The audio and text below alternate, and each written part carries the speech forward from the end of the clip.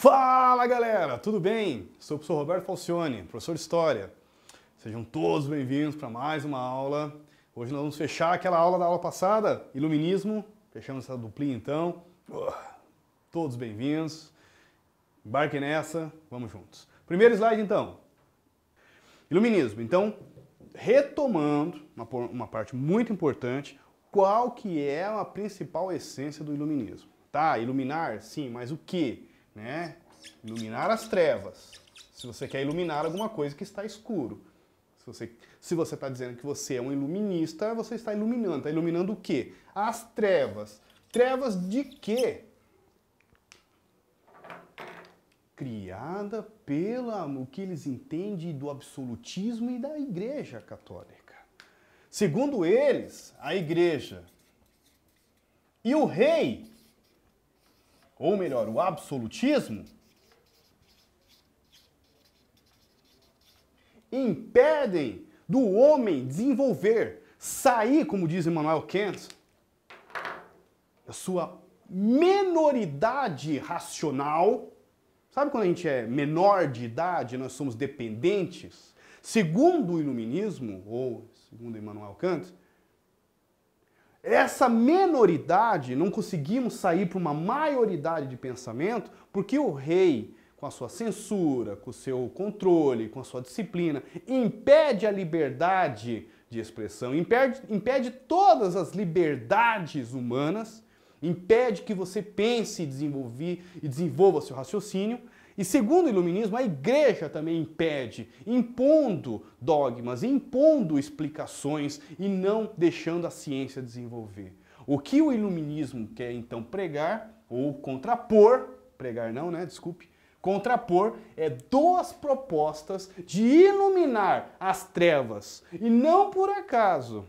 A ideia deles é a ideia que a Idade Média é chamada a Idade, né, das Trevas. Surgiu no século XVI, essa proposta do século XVII, o iluminismo mantém a ideia que a Igreja ainda, na Idade Média, criou a Idade Média como a Idade das Trevas. Não é do iluminismo a ideia da Idade das Trevas, mas eles mantêm usando a explicação. Temos que iluminar. Iluminar o quê? As trevas. As críticas saem do pensamento só do uso da razão. Para sair o homem da sua menoridade, segundo o iluminismo, somente o uso da razão. Tem que usar a razão. Tem que libertar o homem dessa menoridade, dessas correntes, e deixar o homem usar a sua mente, usar a razão, para iluminar ou para sair dessa menoridade e ir para uma maioridade de pensamento. Que a pessoa seja autônoma, que ela pense por si própria, sem interpretações impostas tanto pelo Estado quanto pela Igreja. O que aconteceu é que o iluminismo sai do pensamento filosófico e também entra para a economia. Essa ideia de falar de liberdade, liberdade, liberdade, eles começam a falar o seguinte, olha, vai para a política principalmente, né? O rei, com seu poder absolutista, centralizador, nós temos que propor uma nova forma, então, de governo, uma nova forma de política, um novo modelo de economia. Porque o modelo que o rei utiliza é chamado do quê? Mercantilismo. Lembra nas aulas passadas, o professor Roberto comentou do amigo do rei? O amigo do rei tem os benefícios, os privilégios das concessões, dos monopólios, das companhias, né? Enfim, podem pensar na Companhia da Índia, eu estou falando em várias companhias. Cada reino tinha suas companhias, que é o amigo do rei. E a sociedade vai ficar marginalizada, sem participar da economia, sem se desenvolver? É isso que eles estão falando. Tem que acabar com o mercantilismo. Para fazer isso tem que ter o quê? Uma liberdade também econômica. E eles vão então começar a propor o quê? O chamado liberalismo. Tem que deixar a economia funcionar por si própria. Olha a ideia do liberalismo onde surgiu. Fala-se tanto hoje, né, que nós vivemos o neoliberalismo, não sei o quê. Tá a origem aqui. Surgiu no iluminismo. Com Adam Smith, um dos precursores, com o famoso livro A Riqueza das Nações, a ideia da mão invisível do Estado, deixe laissez-faire, laissez-passer, na parte mais francesa, deixar ir fazer, deixar ir passar, deixe que a economia funcione por si própria, baseado na lei da oferta e procura, né? Se ninguém procurar um produto, não vai acontecer nada. Aquele produto vai ficar lá embaixo. Se começarem a procurar mais aquele produto, o valor vai subir. Então a lei da oferta e a procura vai regular a economia. Será que isso funciona? Não tem formação de cartel não, né? Imagina! E aí? Vamos entender então a proposta do iluminismo. Críticas do movimento antigo, do antigo regime eram em vários aspectos. Contra o mercantilismo, que o Roberto explicou, contra o absolutismo monárquico, contra o poder da igreja e as verdades reveladas pela fé. Com base nos 3 pontos acima, podemos afirmar que o iluminismo defende a liberdade econômica, olha surgindo o liberalismo aqui.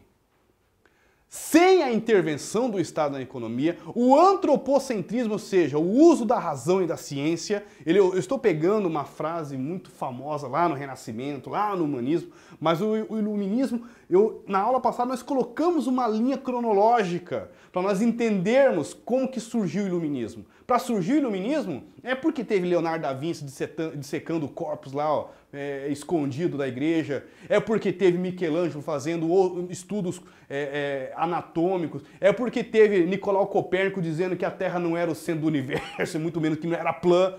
Por favor, plana, a Terra não é plana. Ó, eu entro nessa câmera, eu vou parar aí na casa de vocês, vocês falam uma coisa dessa. Eu vou conversar com os pais de vocês, pelo amor de Deus. Então, para chegar a surgir o iluminismo, aconteceu um contexto de 2 séculos antes. É isso que eu estou dizendo. E custou caro para o Nicolau, inclusive, né? Foi parar na fogueira. Por quê? Não tem liberdade de expressão. É isso que nós estamos tentando entender na nossa aula de hoje. Não há liberdade de expressão. Tem um tribunal de inquisição. Se por acaso você fala um absurdo desse no século XVI, que a Terra não era o centro do universo, que a Terra não era plana. Que absurdo é esse? Vai pra fogueira. Tá? O padre inquisitor está lá para fazer o julgamento. E não é só o Nicolau. O Galileu também, mesmo provando com um baita de um telescópio, como diz o outro, teve que depois jogar tudo para trás e falar assim, não, desculpe, não, nossa, não, que absurdo. Onde se viu que a Terra... que é isso? Não, eu não escrevi isso não. Para salvar a pele. Senão vai terminar na fogueira também. Ok? O antropocentrismo, predomínio da burguesia e seus ideais. O iluminismo é um movimento altamente burguês. Altamente burguês. Déspota esclarecido. Aí os reis começaram assim, cara, jogada, né? Muito interessante isso na história. Você, então quer dizer que os iluministas são intelectuais, eles estão propondo novas ideias contra a gente? E se nós estudássemos Voltaire? Se nós, reis, saímos ali do Nicolau, nós fugimos ali do Jacques Bousset, saímos ali do Thomas Hobbes, e se a gente começar a estudar Diderot, D'Alembert, o que eles vão chamar a gente? Exatamente, foi uma estratégia dos reis para tentar diminuir o poder do iluminismo. São chamados de déspotas esclarecidos, ou déspotas iluminados. Nossa, impressionante. O que esses reis fizeram? Leram o iluminismo. E fizeram mix, inclusive. Alguns reinos fizeram aplicação de algumas ideias iluministas dentro do absolutismo, dentro da economia. Né? Para diminuir, ou vamos dizer assim, para diminuir as tensões, para se manter no poder, para mudanças. Mas tá aí as mudanças que o iluminismo trouxe. São chamados de déspotas esclarecidos, reis que leram o iluminismo. Que interessante isso. Immanuel Kant, ou Kant, o iluminismo é a saída do homem do estado de tutela dessa minoridade. O professor Roberto explicou bastante isso no início da nossa aula de hoje. Cada um é responsável pelo seu estado de tutela quando a causa se refere não a uma insuficiência do entendimento, mas à insuficiência da resolução e da coragem para usá-lo sem ser conduzido por outro. Sapere aude, ou seja, né, tenha coragem, né, de usar o seu próprio pensamento, de usar o seu próprio raciocínio. Né? Ouse-se, ousa-se. Essa é a divisa do iluminismo. Immanuel Kant, 1784. Marquês de Pombal, aí você vai falar assim, mas ele não é aquele que trouxe umas ideias novas para Portugal. Exatamente isso que nós estamos trazendo aqui. todas as políticas absolutistas, todas não, desculpe, algumas políticas absolutistas, os chamados déspotas esclarecidos, vão implantar algumas ideias do iluminismo dentro do seu reino. Como o professor Roberto explicou, para diminuir as tensões, para fazer uma espécie de uma modernização, para atender algumas reivindicações, para se manter no poder, tem vários motivos. Dentre deles, em Portugal, nós temos uma espécie de não é nem um primeiro-ministro, ele é um nobre, ele é da corte de Portugal, chamado Marquês de Pombal, que vai fazer uma espécie de uma modernização no reino de Portugal, baseada em algumas ideias baseadas no iluminismo, que inclusive vai interferir diretamente no Brasil. Por exemplo, ele vai fazer a expulsão dos padres jesuítas no Brasil, e vai fazer uma espécie de uma laicização, porque o iluminismo está pregando isso, eles não são contra a igreja. Como que nós temos no Brasil a educação nas mãos dos padres jesuítas? A educação está na mão da religiosidade. Então, uma das ideias de modernizar o Estado seria tirar a educação das mãos dos padres, que inclusive eles foram expulsos do Brasil, os padres jesuítas, nas chamadas reformas pombalinas, né?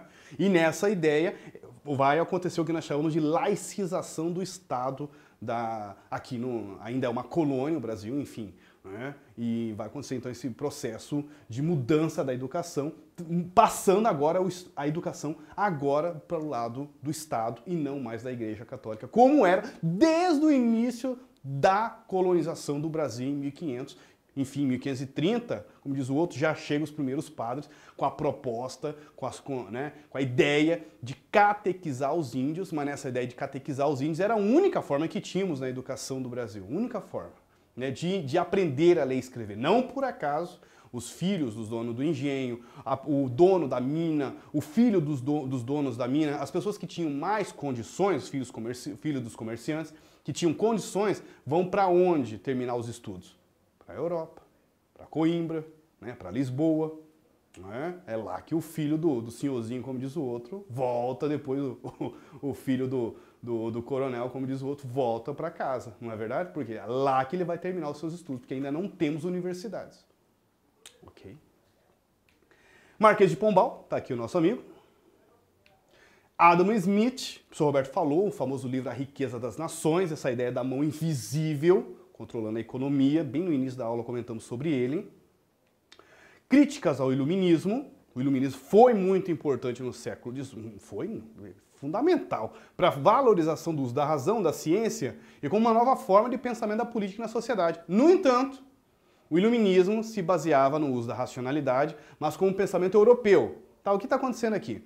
Eu lendo, estudando o livro do Sai Digital, né? Eu achei bacana porque ele fez uma proposta legal, bem no finalzinho ali do capítulo, comentando sobre que o iluminismo também tem um ponto negativo. Ele se baseia no pensamento europeu e coloca a Europa como uma espécie de do centro do pensamento da ciência. Ignora as outras ideias africanas, asiáticas, inclusive dá para se dizer que do iluminismo surge depois a base das ideias que vai influenciar, o século XIX, o darwinismo e tudo mais. A ideia de valorizar somente o pensamento que nós chamamos de eurocentrismo, ou seja, a Europa no centro do universo, né? Ou seja, as ideias europeias como modelo.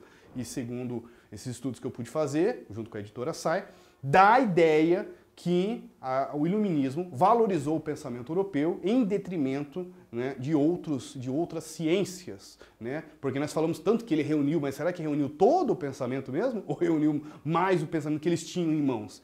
Que eles estão na Europa. Será que conseguiram reunir toda a medicina chinesa? Será que Não, claro que não. Está chegando agora, como diz o outro aqui no Brasil agora. Imagine no século XVIII, então. Só para vocês entenderem o que o professor Roberto quer explicar para vocês. Fechamos aí principais ideias: liberdade, expansão do iluminismo, déspota esclarecido. Acho tão bacana, coisa chique, né? Eu sou um déspota esclarecido. Marquês de Pombal, desculpe, Adam Smith e o liberalismo. Pô, espero que vocês tenham curtido junto comigo. Eu curti essa aula, viu? E, como sempre, né, galerinha? Foco nos estudos. Força, fé no coração. Até a próxima. Valeu!